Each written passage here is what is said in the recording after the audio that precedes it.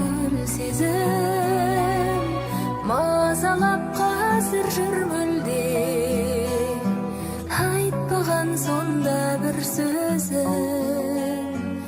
айтпаған сонда бір сөзің кездескен сәтті сый көрдім қоштассам мұңлы